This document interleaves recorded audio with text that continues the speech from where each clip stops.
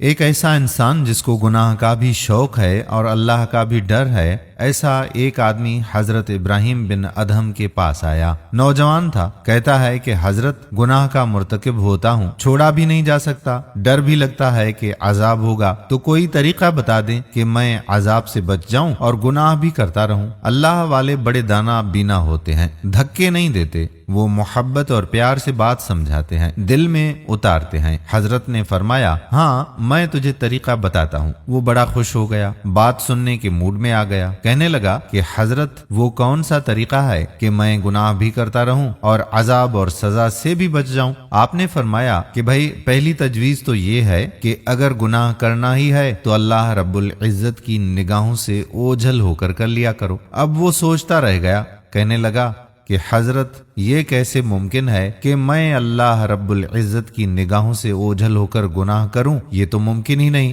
حضرت نے فرمایا کہ پھر دوسری تجویز یہ ہے کہ تم رزق کھانا چھوڑ دو، اللہ سے کہہ دینا کہ نہ تمہارا کھانا کھاتا تھا اور نہ تمہاری بات مانتا تھا۔ اس نے کہا کہ حضرت یہ کیسے ممکن ہے کہ میں کھانا چھوڑ دوں، میں پھر زندہ کیسے رہوں گا؟ تیسری تجویز۔ حضرت نے فرمایا کہ پھر تیسری تجویز پیش کرتا ہوں، اور وہ یہ ہے کہ زمین و آسمان اللہ رب العزت ہی کا ملک ہے، اسی کی حکومت میں ہے، اور بادشاہ کی نافرمانی اس کے ملک میں رہ کر کرنا یہ ٹھیک نہیں ہے، لہذا اس سے باہر نکل کر نافرمانی کرنا۔ اللہ پاک بھی قرآن مجید میں عجیب انداز سے فرماتا ہے کہ اگر تمہارے اندر استطاعت ہے کہ زمین و آسمان کے کروں سے باہر نکل سکتے ہو تو نکل کر دکھلاؤ۔ نکلو گے؟ کس دلیل سے نکلو گے؟ سورہ رحمان آیت نمبر 33۔ جیسے گھڑے کی مچھلی کدھر جائے گی؟ کہا کہ حضرت یہ بھی نہیں ہو سکتا۔ چوتھی تجویز۔ حضرت فرمانے لگے کہ اچھا پھر ایک طریقہ اور بتاتا ہوں، اور وہ یہ کہ جب ملک الموت آئیں روح قبض کرنے کے لیے تو انہیں کہہ دینا کہ تھوڑا انتظار کر لو تاکہ میں توبہ کر لوں۔ اس نے کہا کہ حضرت وہاں تو انتظار کا تصور ہی نہیں، جب موت آتی ہے تو نہ ایک لمحہ آگے اور نہ ہی ایک لمحہ پیچھے ہوتی ہے۔ پانچویں تجویز۔ فرمایا ایک طریقہ اور بتاتا ہوں، وہ یہ کہ جب قبر میں تم کو دفن کر دیا جائے اور اس وقت منکر نکیر آئیں تم سے سوال پوچھنے کے لیے تو تم کہہ دینا کہ آج کل لوگ لکھ کر لگا دیتے ہیں، تو تم بھی کہہ دینا کہ بغیر اجازت کیوں آئے؟ اس نے کہا کہ حضرت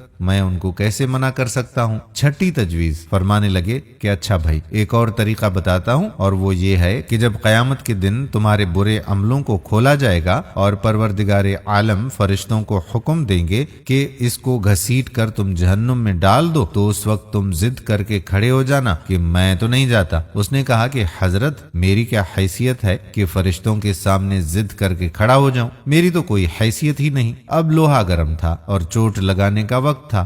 حضرت نے فرمایا کہ بھائی جب تیری حیثیت ہی کوئی نہیں تو اتنے بڑے پروردگار کی نافرمانی کیوں کرتا ہے؟ کہنے لگا کہ حضرت آج سے میں گناہوں سے توبہ کرتا ہوں اور آج کے بعد وعدہ کرتا ہوں کہ اپنے اللہ کی نافرمانی نہیں کروں گا۔